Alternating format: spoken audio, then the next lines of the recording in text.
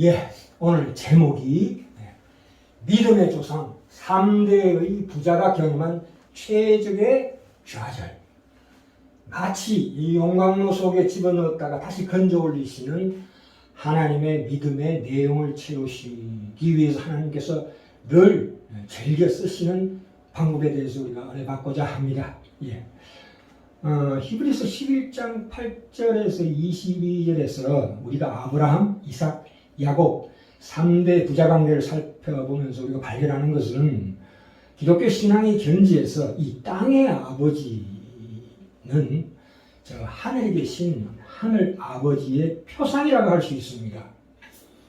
물론 심리적으로나 상황적으로 어머니가 될 수도 있고 조부모가 될 수도 있지만, 그러나 하나님의 표상, 하나님 아버지의 표상, 모형, 그 다음에 상징은 우선적으로 이 땅의 아버지라고 할 수 있습니다.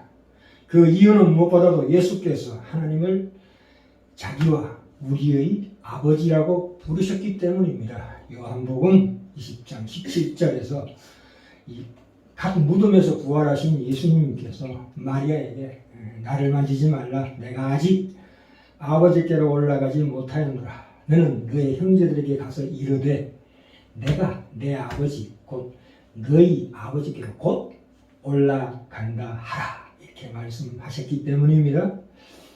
예수님의 이러한 그 하늘 아버지에 대한 호칭은 단순한 비유가 아닙니다. 하나님과 예수의 관계는 이 창세 이전부터 아버지와 아들의 관계였고, 우리 인간은 예수 그리스도 안에서 그와 마찬가지로 하나님을 아버지라 부르는 피조물, 즉 하나님의 자녀로 창조되었기 때문입니다. 요한복음 1장 12절에서 영접하는 자 곧 그 이름을 믿는 자들에게는 하나님의 자녀가 되는 권세를 주셨나니, 이렇게 말씀하고 있습니다. 그러므로 이 땅의 아버지와 자녀의 관계는 그러한 하늘의 관계를 예표하는 관계라 볼 수 있습니다. 그 하나님과의 관계를 가리키는 그 표지, 그것은 이미 하나님께서 창세전에 설계된 관계였다는 것을 우리가 알 수 있습니다. 그것이 바로 하나님의 의도적인 뜻이라고 믿습니다. 나중에 우리가 히브리서 나중에 살펴볼 모세, 사무엘, 다윗도 마찬가지지만 아브라함에게는 두 아들이 있었습니다. 이삭과 이스마엘입니다. 그런데 아브라함이 이삭에 대한 지나친 편애로 말미암아 이스마엘은 상대적인 소외감을 느꼈습니다. 그렇기 때문에 이 트라우마가 작용할 수밖에 없었습니다. 이스마엘이. 또한 야곱의 집안에서는 요셉을 제외한 다른 대부분의 자녀들이 상대적인 소외감 속에서 자랐습니다. 이 외상적인 상처, 트라우마로 작용하여 여러 가지 사건을 일으키죠. 말하자면 우리 본성 속에 유전으로 지원이 트라우마라는 것은 무엇입니까? 아담이 에덴 동산에서 쫓겨날 때의 그 나쁜 기억이 지속적으로 떠오르게 되는 거죠. 우리 본성 속에서. 그것은 무엇입니까? 부끄러움과 두려움입니다. 그 부끄러움과 두려움이 결국은 우울증을 낳고, 그걸로 인해서 피해망상에 걸려서 상대방을 폭력을 한다거나 전쟁을 일으킨다거나 살인을 한다거나 자살을 한다는 등의 부작용이 나타납니다. 예. 그런데 이 장애에 대한 그 아버지의 편애라는 것은 단순한 그 아버지의 부성애로만 얘기하기가 힘듭니다. 왜냐하면 그 속에는, 내면 속에 숨어 있는 어떤 것은 본성은 뭐냐면 자기애라는 거죠.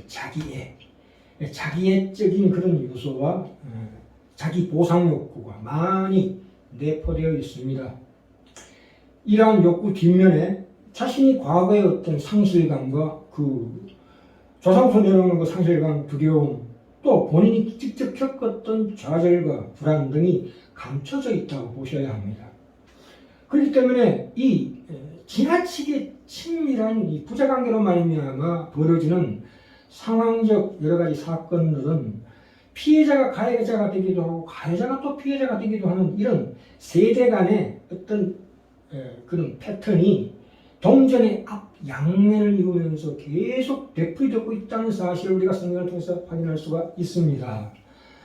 우리가 아브라함, 이삭, 야곱의 부자 관계를 우리가 살펴보면서 발견하게 되는 것은 아브라함도 이삭도 야곱도 예외 없이 그들이 한 번씩은 그 사랑하는 그토록 편애하는 아들을 내려놓는 경험을 해야만 했다는 사실입니다. 이것은 하나님의 상황적인 뜻이라고 봅니다. 우리가 맨정신으로는 부모와 자녀 간의 관계가 멀어지게 할 수가 없습니다. 왜 그러냐면 부모와 자녀 관계가 어느 정도 거리를 둬야지만이 그 사이에 하나님께서 개입하셔서 간섭할 수 있는 여지가 있는 것이거든요. 그래서 하나님께서 이 하나님의 뜻을 펼치실 때 반드시 이러한 용광로, 말하자면 믿음의 내용을 채우는 방법으로 말미암아 이 우리가 당하는 그런 극한 상황에 몰릴 때가 있다 이 뜻입니다. 이 아버지 아브라함은 창세기 22장에서 그 모리아산에서 그 아들 이삭을 제물로 바치는 그 경험을 통해서 하나님에 대한 자기의 헌신, 이때까지 자녀를 이삭을 우상으로 했던 것을 내려놓고 이제 드디어 다시 하나님께로 돌아가는 헌신을 새롭게 다지는 계기가 되었습니다. 아들인 이삭도 마찬가지죠. 이때까지 아버지만 의지했던 것에서 이제 한 걸음 아버지께만 의존했던 그 관계에서 한 걸음 떠나서 하나님만 경외하는, 다시 말해서 그 하나님만 경외하는 아버지의 신앙을 본받아서 스스로가 하나님에 대한 분리 개별적인 신앙을 키울 수 있었다는 것입니다. 우리는 이러한 원리를 후대의 그 이삭과 야곱, 창세기 27장이 나오지요. 이삭과 야곱의 관계에서도 발견할 수 있고 야곱과 요셉의 관계에서도 볼 수가 있습니다. 야곱과 요셉의 관계는 창세기 37장에 나오죠. 이 야곱 같은 경우에 그런 상황에서 부모와 결별하게 된 야곱은 부모 대신에 하나님을 의지할 수밖에 없었죠. 이런 상황이 오게 됩니다. 이 이후에 그 아버지와 생이별한 이후에 야곱은 다시 하나님을 바라보게 되었지만 그 이후에 외삼촌 라반 집에 가서는 다시 거기에서 자기 본성이 드러납니다. 자기 가족과 소유에 대한 집착하는 모습을 나타냅니다. 그러니까 자기가 예전에 받아보지 못했던 아버지의 사랑에 대한 그 애정욕이 자기 아들 요셉의 관계에 전시켜버립니다. 그래서 야곱은 요셉에게 그토록 집착했습니다. 그런데 어떻게 됐습니까? 창세기 37장에 보니까 그 악한 짐승이 먹었다고 그 아들들이 이제 요셉의 옷을 가지고 오지요. 수연수의 피를 묻은 옷을 보고 뭐라고 울부짖습니까? 야곱이 내가 슬퍼하여 음부에, 여기서 음부라는 것은 지옥을 얘기하는 게 아닙니다. 음부에 내려 아들에게로 가리라 애통했습니다. 참 이러한 참으로 고통스러운 과정을 거치게 됩니다. 여기서 우리가 확인하는 것은 이러한 일들이 생이별하고 그토록 사랑하던 부모 자식 간에 생이별을 하는 그런 과정을 통해서 그것이 그 아들 요셉에게는 참으로 큰 유익이 되었다는 사실입니다. 아버지 야곱의 신앙이 말하자면 아들 요셉의 신앙으로 온전히 자리 잡았다는 것은 그렇게 아버지로부터 물리적으로 떨어지는 그 과정을 통해서 이 요셉의 신앙이 더 성장이 되었다는 뜻입니다. 그렇게 아버지로부터 물리적으로 떨어져 나온 후에 비로소 하나님을 다시 한번 더 친밀하게 대면하게 되었다고 볼 수가 있습니다.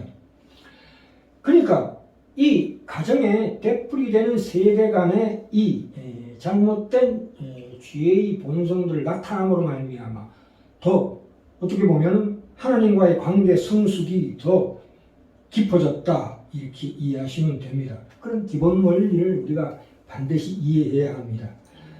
그러니까 이게 자녀로 하여금 우리가 부모들이 또는 하나님께서 시의적절하게 최적의 좌절을 맛보게 하는 것이야말로 이 성경 말씀의 가장 기본적인 우리에게 주시는 큰 교훈이라고 생각합니다. 자, 그럼 여기에서 그런데 이 야곱 같은 경우에 야곱이 에서를 편애했죠. 근데 에서를 축복 안 하고 속아서 야곱을 축복하게 됩니다.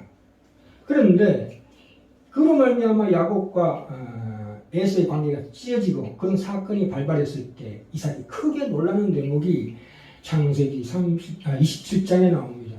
뭡니까? 그때서야 하나님의 약속을 깨닫게 됩니다. 그렇구나. 내가 하나님의 약속을 잊어버리고 하마터면 내가 편애했던 에서를 축복할 뻔했구나라는 그런 비로소 정신을 바짝 차리고 다시 하나님을 보게 되는 그러한 일이 있었다 이 뜻입니다. 예. 자, 우리가 여기에서 히브리서 11장 19절을 볼까요? 히브리 11장 19절을 보시면 아브라함이 이삭을 바치는 것이 이렇게 묘사되어 있습니다. 저가 하나님이 능히 죽은 자 가운데서 다시 살리실 줄로 생각한지라. 아브라함이 알았대요. 하나님이 능히 죽은 자 가운데서 다시 살리실 줄 생각한지라 제물로 바쳤다. 비유컨대 죽은 자 가운데서 돌아받은 것이니라 이렇게 얘기하고 있습니다. 이 사실이 너무나 놀랍죠. 그러나 그 속에는 더 깊은 뜻이 있습니다. 우리가 보통 하나님께서 아브라함을 시험했다고 하는데 네가 나를 더 사랑하느냐 네 자식을 더 사랑하느냐를 이렇게 시험했다고 하는데 그렇지 않습니다. 하나님은 절대로 시험하는 분이 아니십니다. 야고보서 1장 13절에 나오죠. 뒤에 석장 넘어가시면 1장 13절에 야고보서 1장 13절 분명히 나오죠. 사람이 시험을 받을 때 내가 하나님께 시험을 받는다 하지 말지니 하나님은 악에게 시험을 받지도 아니하시고 친히 아무도 시험하지 아니하시느니라. 이 하나님께서는 그렇게 시험하시지 않는다는 사실을 분명히 해줄 필요가 있습니다. 그런 것들을 묻는 것 자체가 어리석은 것이다 이 뜻입니다. 성경에 시험이라는 대목이 나올 때는 히브리 12장에도 나오죠. 어떤 시련의 경우 우리를 훈련시키고 연단시키는 과정이 있는 경우와 또한 하나님이 어떤 분이신가는 본질이 드러나는 시험이 있습니다. 우리가 이 성경이 이 아브라함을 믿음의 조상이라고 했을 때는 그 근거가 무엇입니까? 아브라함이 하나님으로부터 이삭을 받은 것입니다. 받을 때는 어땠습니까? 나이 100세에 받았습니다. 100세. 인간의 능력은 도무지 자기를 생산할 수 없는 아브라함과 사례의 형편 가운데서 주신 거지요. 그것을 바로 믿음의 조상이라는 칭호를 얻었습니다. 이삭을 얻는 사건과 이삭을 제물로 바치는 그 사건, 창세기 21장과 22장에서 비로소 말미암아 하나님 아브라함에게 믿음의 조상이라는 것은 아브라함에게 그렇게 될 근거가 전혀 없었으나 무에서 유를 창조하시는 능력으로 말미암아 하나님이 그를 믿음의 조상으로 세웠다는 것입니다.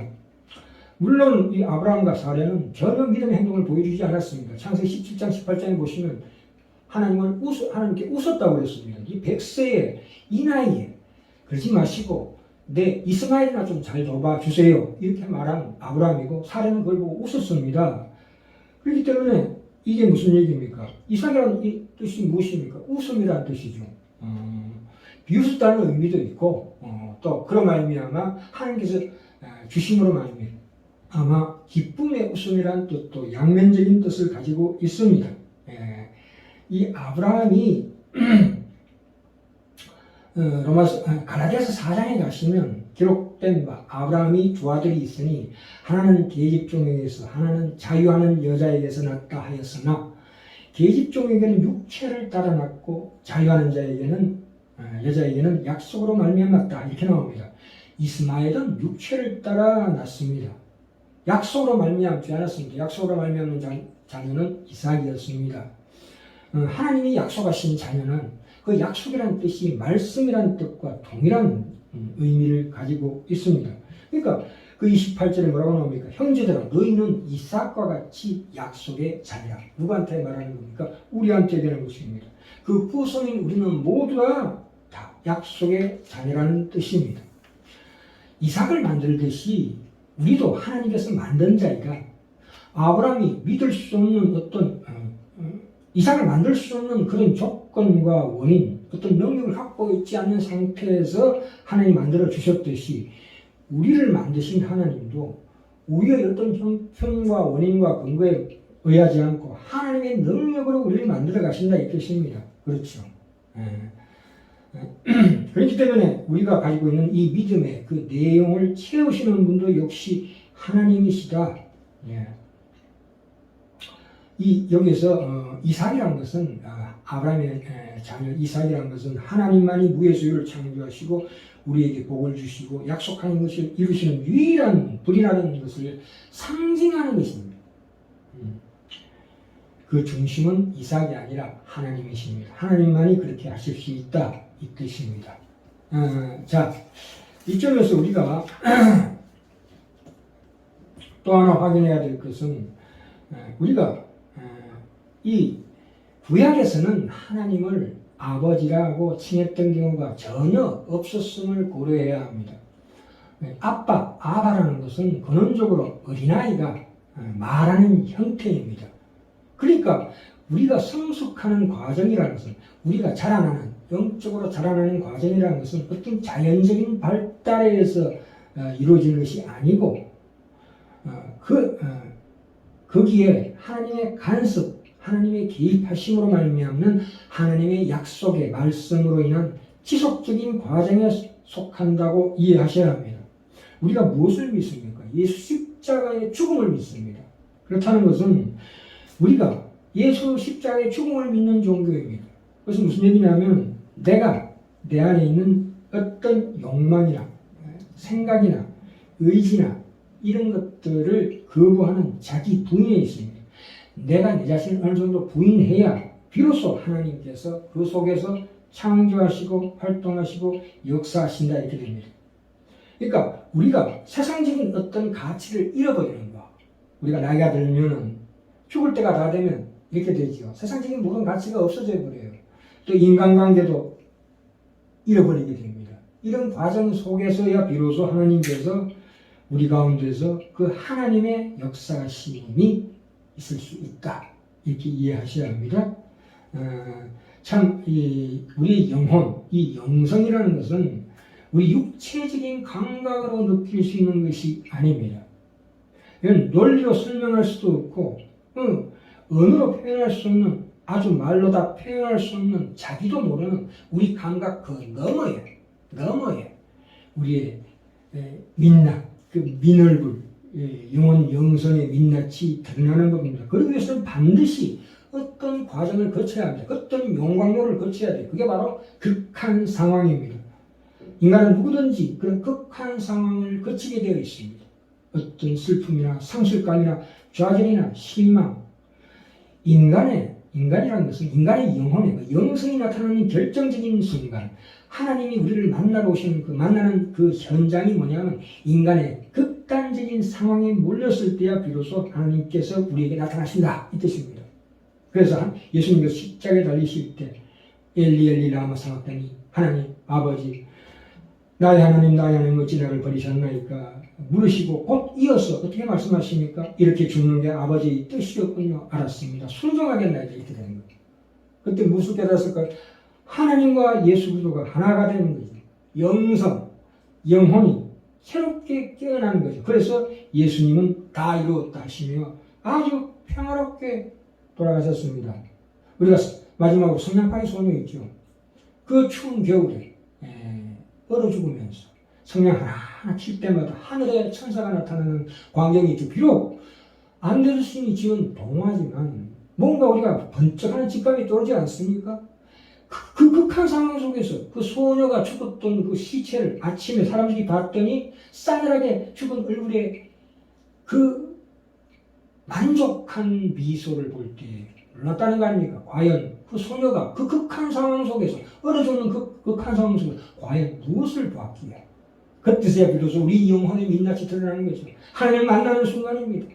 우리 인생 가운데서 다가오는 어떠한 고통과 절망과 좌절 가운데서도 우리가 결코 우리 자신의 생명을 포기하면 안 되는 이유는 뭐냐? 그때서야 비로소 우리가 진실로 하나님을 만나는 그 영성이 깨어나기 때문에 그래서 믿음의 조상 우리 아브라함, 이삭, 야곱 그 3대의 부자가 경험한 최적의 좌절이야말로 하나님께서 우리에게 마치 영광로 속에 집어넣었다가 다시 건져 올리시는 그 믿음의 내용을 채우는 그 방법을 우리에게는 극한 상황으로 다가온다 이거죠.